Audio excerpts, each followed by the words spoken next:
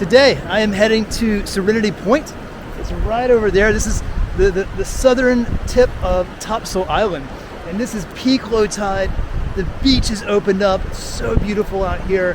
So I invite you to join me and to hear this word of the Lord from Matthew chapter 11.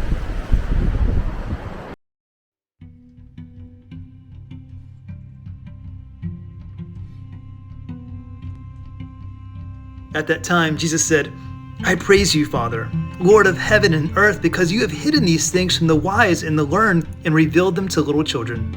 Yes, Father, for this was your good pleasure. All things have been committed to me by my Father.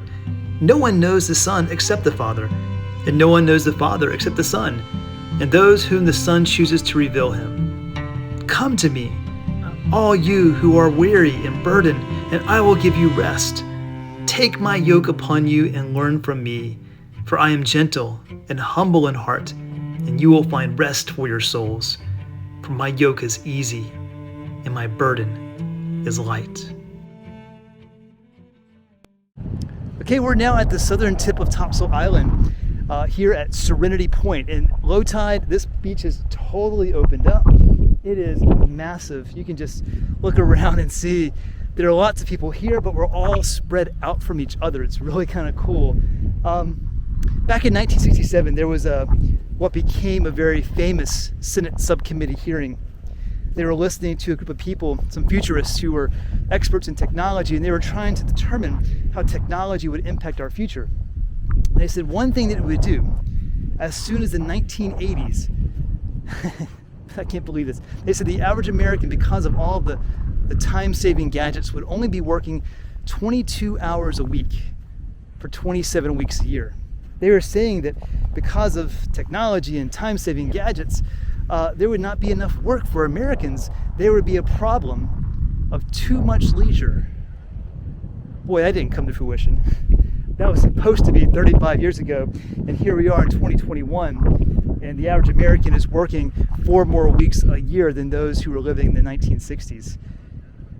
It's because we've adopted this thing called pathological hurry. There are moments of hurry where, when you're late for work, you got to hurry out the door, and if your toddler is running out in the street, you have to go get that toddler. But then there's this thing called pathological hurry. It's this condition where we accept a life of hurry, where we say to ourselves, in order to be successful, in order to get through life, the race that we run has to be run at a sprint. It has to be a constant life of hurry. Every day is just hurried. Life is full of starts and finishes, beginnings and ends. We're all racing at some point in our life, whether it's a project at work, or whether it's raising a child, or battling an illness, or getting a degree. We're all having some sort of start and finish. We're all racing something. And lately, primarily because of this pandemic, everyone I talk to is so exhausted and burnt out. They don't feel like they can maintain the pace they've been on. They don't feel like they can finish the race that they've been running. It's a symptom of burnout among a lot of people. It's a symptom of pathological hurry. But it was Thomas Merton who said that this kind of hurry is a contemporary form of violence on the soul. A contemporary form of violence on the soul. You can't see it.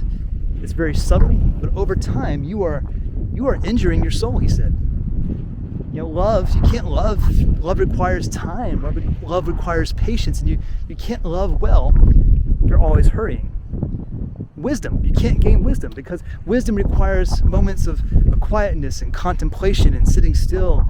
Wisdom kind of moves at its own pace, and you can't do that if you're always hurried. So there's this passage of scripture where Christ is sitting with Mary and Martha in their home, and Mary is at the feet of Jesus, ready and eager to learn.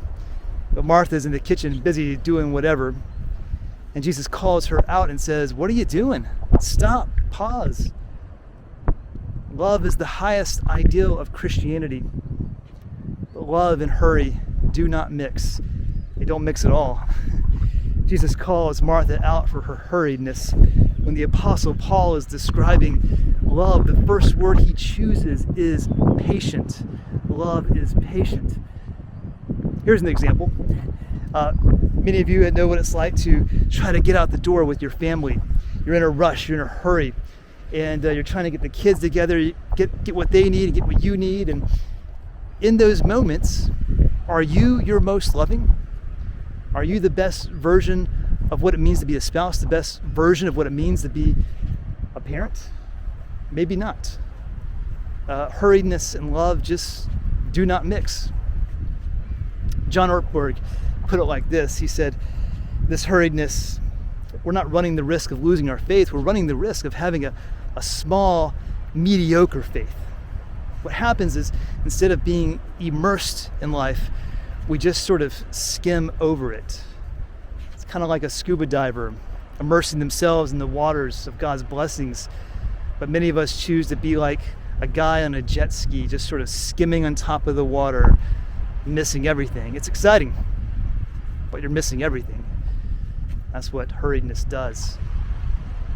You may remember the story of Molly Seidel. She finished third in the Olympics in the marathon. She's an American. No Americans ever finished. They never place in the Olympics for the marathon. It was kind of exciting. And I watched that race through and through, and even the commentators were like, she's an underdog. She's not gonna place. She's gonna get tired in this race. She's gonna slow down at some point, but she never did.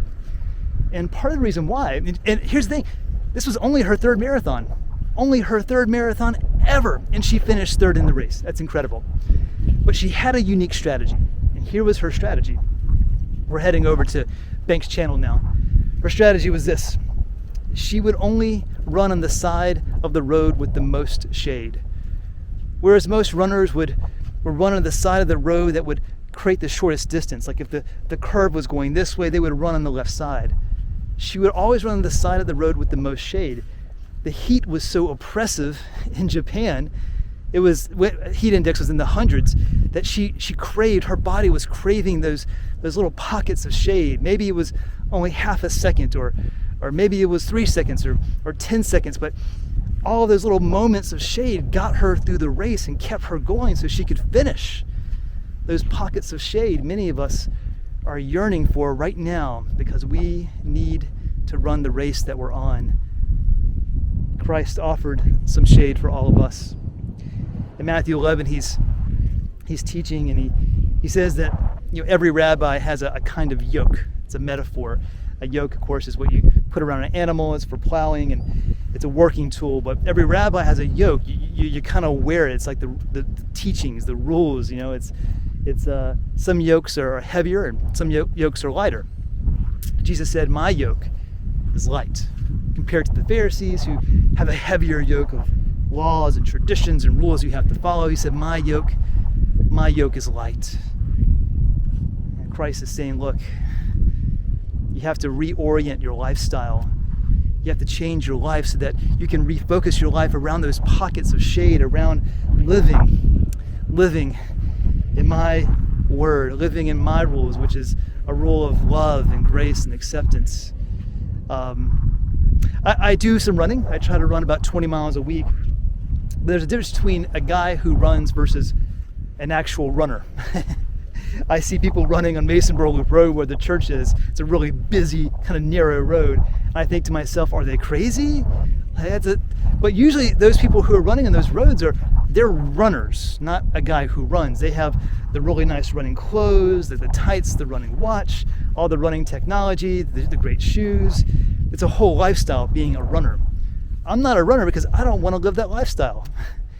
People who are runners, they don't stay up till 1 a.m. on Friday nights eating ice cream. They have to get up early on Saturday for a big long jog. And many of us choose not to have the lifestyle of a runner. And so Christ is saying to us, look, don't just be a person who does Christian things. Be a person who does Christianity. Be a Christian. Being a Christian is about reorienting your lifestyle around Christianity, refocusing your life around those pockets of shade where you can feed your soul. Maybe worship, watching this, come into worship. I hope that is a pocket of shade for you, a moment where your soul can have its anxiety go down and its temps can cool Usually shade comes in quiet moments of reflection and reading scripture and listening to good music. It comes with joy, comes with anything that just feeds and inspires your soul. Maybe you have to just say to your family, look, I need some shade. I need to step away from an hour just so I can take care of myself for a little bit, because I got this big old race I'm running right now, and I gotta watch out for myself. There's a story, it's a peak English colonialism a long time ago, and there's this British explorer. He lands on the coast of Africa, and he's got a plan to really go into the jungle. And so immediately he lands on the coast of Africa. He hires some guys to lead him through the jungle. The first day they just go right on through. I mean, they are just at a blistering pace, and there's no rest. They're not taking time to eat a lot of food. When they stop for the night, they only sleep for a couple hours. The next morning, this British explorer is saying, guys, get up, it's time. We're discovering new things. We're going to claim it for the motherland. And these guys wouldn't go. They were paid to do this, but they wouldn't go. And so he bribed them with more money. He pleaded with them. He begged them, please go. Until finally he said, look, he was so exasperated. He said, look, what is it? Why aren't you going? And they said, sir, we need time for our souls to catch up to our bodies. Whatever race you're running, make sure that you're not outpacing your souls. Take on the easy yoke of Christ. Find those moments of shade that you need to get through your race. 1, 2, 3.